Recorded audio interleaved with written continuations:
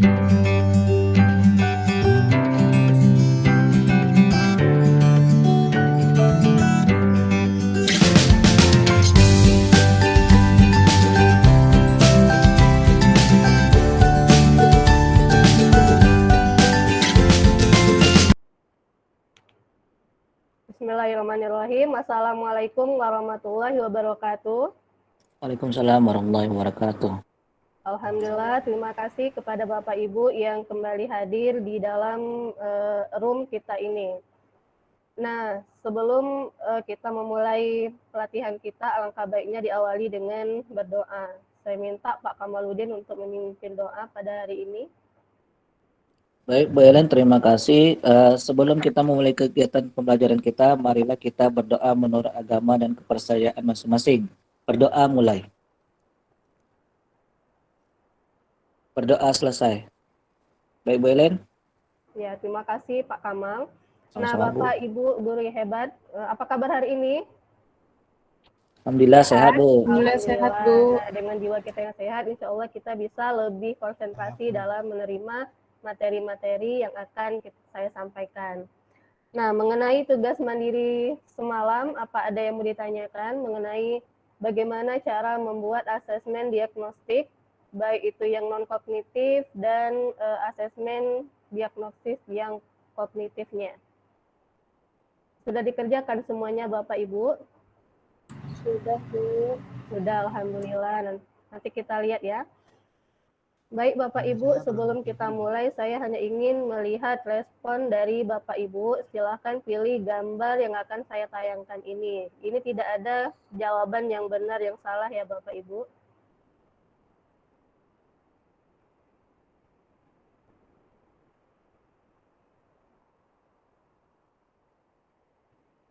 Baik, sudah terlihat Bapak?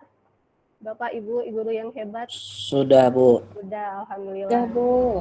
Nah, di sini ada gambar Doraemon, ada yang lagi tersenyum dan ketawa lepas, kemudian ada gambar Doraemon yang sedang sedih dan murung. Nah, kira-kira pada hari ini bagaimana kondisi Bapak Ibu mencerminkan gambar yang di mana? Saya Doraemon yang tersenyum, Bu. Alhamdulillah. Gimana yang lain yang tersenyum juga atau ada yang murung pada hari ini? Sepertinya saya sedih, Bu. Sedih, kenapa Pak Kamal? Sedih? Oh, sebentar lagi kita akan pisah semua nih kayaknya. Oh ya Allah, pasti ya Bapak. Iya. Iya, Bu. Tapi mudah-mudahan pada hari ini semangat ya Bapak ya. Ya, Bu. Oke, selanjutnya. Nih, di sini ada pembelajaran yang pertama didampingi betul dengan guru atau bisa juga kita bayangkan itu adalah orang tua sendiri. Kemudian yang gambar yang kedua adalah seorang anak yang memang sangat mandiri dalam belajar dan sangat periang.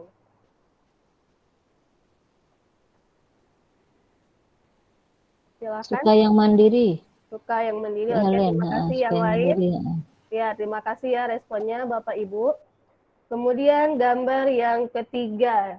Di sini ada seseorang yang suka membaca aja sendiri dengan suasana yang hening. Kemudian di sebelahnya ada sosok mereka yang hobi berdiskusi, hobi yang beramai-ramai dengan menyelesaikan satu pekerjaannya. Suka yang ramai-ramai. Suka yang beramai-ramai, kemudian ada juga yang suka sendiri-sendiri. Ya, terima kasih atas responnya Bapak Ibu.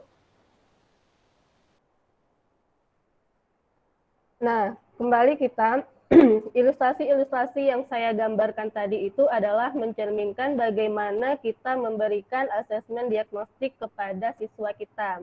Nah, jadi asesmen diagnostik ini akan diawali dengan seperti gambar-gambar yang memancing dan kita bisa mengetahui bagaimana psikis anak tersebut. Dan ini dikerjakan pada awal pembelajaran atau sebelum masuk di bab yang baru.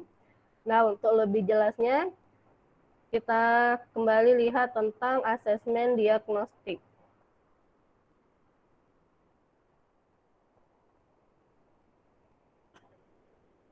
Ya, terlihat ya Bapak Ibu? Sudah, Bu, muncul, Bu. Ya, alhamdulillah. Asesmen diagnostik. Nah, di sini kita akan mengetahui apa saja tujuan dari asesmen diagnostik, kemudian bagaimana asesmen diagnostik non-kognitif, dan bagaimana asesmen diagnostik kognitif. Nah, tujuan asesmen diagnostik, sesuai namanya asesmen diagnostik ini dia bertujuan untuk mendiagnosis kemampuan dasar siswa dan mengetahui kondisi awal siswa. Asesmen diagnostik ini juga terbagi menjadi dua, ada yang namanya asesmen diagnostik non-kognitif dan asesmen diagnostik kognitif. Nah, tujuan dari masing-masing asesmen tersebut bisa kita lihat di sini. Yang non-kognitif, dia lebih ke psikis anak, ya, mengetahui bagaimana kesejahteraan psikologi dan sosial mereka, kemudian bagaimana aktivitas mereka selama belajar di rumah, bagaimana kondisi keluarganya, mengetahui latar belakang pergaulan siswa, gaya belajar, karakter, serta minat siswa, dan lain-lainnya. Ya, yang intinya kognitif itu berkaitan dengan emosi mereka, latar belakang mereka. Kemudian kalau asesmen diagnostik kognitif itu tujuannya adalah mengidentifikasi capaian kompetensi siswa, kemudian menyesuaikan pembelajaran di kelas dengan kompetensi rata-rata siswa, memberikan kelas remedial atau pelajaran tambahan kepada siswa yang kompetensinya di bawah rata-rata. Nah, selanjutnya bagaimana persiapannya? Untuk asesmen diagnostik non-kognitif ini dia ada 3 tahapannya. Yang pertama ada nanti tahapannya persiapan, kemudian masuk ke tahap yang kedua pelaksanaannya, terakhir baru tindak lanjutnya, itu diagnostik non-kognitif. Nah, contoh dari kegiatan persiapannya, yang pertama ya ini, kita menyiapkan alat bantu berupa gambar-gambar yang mewakili emosi. Jadi tergantung kreativitas kita sendiri dalam mencari gambar-gambarnya untuk kita tampilkan kepada anak. Seperti yang di awal tadi, kita ingin melihat apakah hari ini anak-anak itu semuanya senang, atau adakah yang bermasalah, atau adakah yang murung, ya, dan itu sangat berpengaruh dalam belajar. Kemudian kita buat daftar pertanyaan kunci mengenai aktivitas siswa. Nah, kita mau tahu nanti belajar ke depannya itu maunya anak ini seperti apa? Apakah dia lebih menyukai berkelompok? Apakah dia lebih menyukai yang mungkin terkesan hanya sendiri, mandiri? Nah, nanti di situ tergantung kreativitas kita dalam memunculkan daftar-daftar pertanyaan kunci. Ya, seperti ini contohnya. Apa saja kegiatanmu selama belajar di rumah? Ini bisa saja kita tidak menampilkan pertanyaan, tetapi dengan gambar-gambar sudah sudah mewakili pertanyaan tersebut. Nanti kita bisa menampilkan gambar di rumah, entah dia itu lebih menyukai menonton TV atau dia belajar atau seperti apa, itu tergantung dari guru masing-masing. Ya Bapak Ibu. Kemudian pada tahap pelaksanaannya, asesmen diagnostik non-kognitif ini meminta siswa mengekspresikan perasaannya selama belajar di rumah serta menjelaskan aktivitasnya itu apa. Ini dia. Kita tampilkan gambar-gambar, nanti mereka memilih. Kemudian dari situ baru kita tanya gambar apa. Seandainya dia lebih suka menulis yang bagaimana yang dia sukai. Apakah menulis karya ilmiah, ataukah dia lebih cenderung menulis puisi, menulis syair, atau sebagainya. Ya. Kemudian setelah itu baru ada tindak lanjut. Setelah kita berikan dia beberapa gambar atau beberapa daftar pertanyaan kunci, kemudian kita rekap dan kita lihat identifikasi siswa dengan ekspresi emosi itu negatif, dan kita ajak dia berdiskusi 4 mata. Selanjutnya kita tentukan tindak lanjutnya itu apa dan komunikasikan dengan siswa serta orang tua kalau diperlukan. Kemudian kita ulangi lagi pelaksanaan asesmen dan kognitif ini pada awal pembelajaran yang selanjutnya. Kemudian untuk asesmen diagnostik kognitif, ya ini tadi ya, dia bertujuan mendiagnosis kemampuan dasar siswa dalam topik sebuah mata pelajaran. Nah, asesmen diagnostik ini dia bisa berupa asesmen formatif maupun asesmen sumatif. Kemudian tahapan dalam melaksanakan asesmen diagnostik kognitif ini yang pertama sama ya dengan asesmen diagnostik non-kognitif. ada tahap persiapannya, kemudian ada tahap pelaksanaannya, kemudian diagnosis dan tindak lanjutnya itu seperti apa. Ya.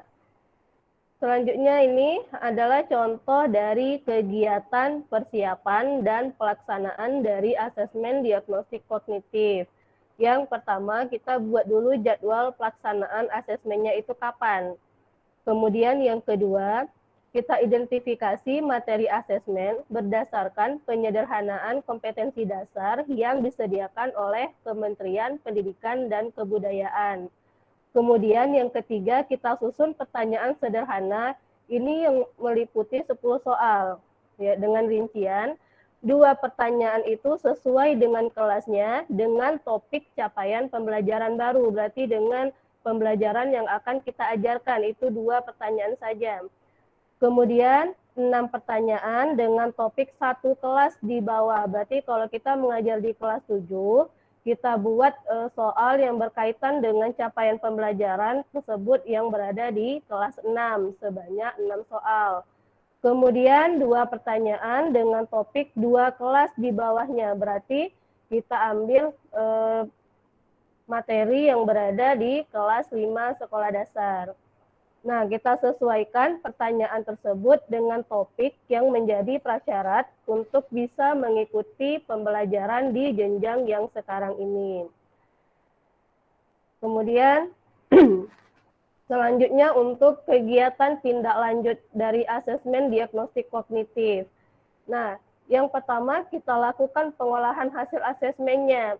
Jadi kita membuat penilaian itu dengan kategori. Kalau dia benar, berarti itu merupakan dia paham utuh. Kemudian tentu kita ada membuat option dengan jebakan ya. Mungkin kebanyakan orang yang dia memilih B, tetapi jawabannya itu sebenarnya itu adalah A. Kita harus bisa membuat soal yang seperti itu. Nah, di situ kita kategorikan dia paham sebagian. Nah, jawaban yang betul-betul salah itu merupakan kategori yang tidak paham. Nah, setelah itu baru kita hitung rata-rata kelasnya. Selanjutnya, kita bagi siswa itu menjadi 3 kelompok. Yang pertama, siswa dengan nilai rata-rata kelas itu akan mengikuti pembelajaran dengan alur tujuan pembelajaran sesuai dengan fasenya. Kemudian, siswa dengan nilai di bawah rata-rata, dia akan mengikuti pembelajaran dengan diberikan pendampingan pada kompetensi yang belum terpenuhi. Kemudian yang ketiga, siswa dengan nilai di atas rata-rata itu dia akan mengikuti pembelajaran dengan pengayaan. Kemudian langkahnya lagi adalah kita lakukan penilaian pembelajaran topik yang sudah diajarkan sebelum memulai topik pembelajaran baru, untuk menyesuaikan pembelajaran sesuai dengan rata-rata kemampuan siswa. Kemudian kita ulangi lagi diagnosis ini dengan melakukan asesmen formatif dengan bentuk dan strategi yang sangat variatif sampai akhirnya siswa mencapai tingkat kompetensi yang diharapkan. Nah, begitu ya Bapak Ibu penjelasan dari asesmen diagnostik. Dari paparan ini ada yang mau ditanyakan? Pas, Bu. Pas, tidak ada, alhamdulillah. Mungkin karena tugas-tugas mandirinya sudah Bapak Ibu kerjakan dengan sangat baik sehingga bisa menerima paparan ini juga dengan lebih baik lagi, hanya memolesnya saja. Nah, untuk selanjutnya silakan Bapak Ibu nanti bergabung ke kelompok yang sudah ditentukan di awal, ya. Ada 3 kelompok. Nah, di situ nanti perintahnya adalah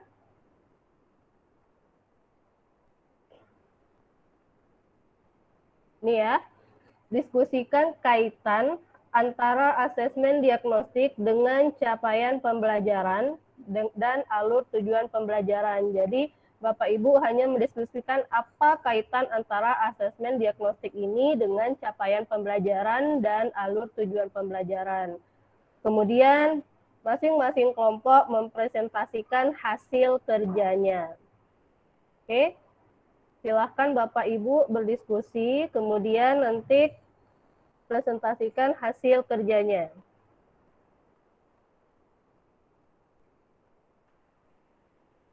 Ya, silakan kelompok 1, kelompok 2, kelompok 3 sudah selesai?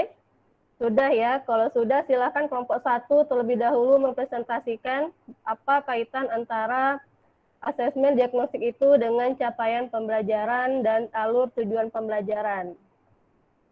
Ya, bagus sekali ya paparan dari kelompok 1. Silakan kelompok 2 dan kelompok 3 ada yang mau ditanggapi atau ada pertanyaan? Ya, silakan kelompok 2. Oke, pertanyaan dan tanggapan yang sangat baik sekali. Nah, silakan kelompok 1 menanggapi kembali tanggapan dari kelompok 2. Ya, bagus ya kelompok 1, terima kasih saya ucapkan kepada semua kelompok. Begitu juga dengan kelompok 2 dan kelompok 3. Nah, terima kasih Bapak Ibu atas perhatian dan kerjasama kita semua. Ada yang mau ditanyakan? Oke, tidak ada ya. Alhamdulillah semuanya sudah paham mengenai asesmen diagnostik dan mudah-mudahan kita bisa menerapkan asesmen diagnostik ini di pembelajaran kita masing-masing. Oke, Bapak Ibu, untuk selanjutnya silahkan Bapak Ibu kerjakan tugas-tugas mandirinya kembali dengan baik dan kumpulkan dengan tepat waktu pada besok ya. Dan semoga besok Bapak dan Ibu lebih semangat lagi dalam mengikuti pelatihan ini. Nah, untuk itu saya minta kembali kepada Pak Kamang karena waktu kita juga sudah habis ya untuk memberikan doa penutupnya. Silakan Pak Kamang. Baik, untuk keberkahan kita pada malam ini, marilah kita tutup kegiatan ini dengan mengucapkan doa menurut agama dan kepercayaan masing-masing. Berdoa mulai.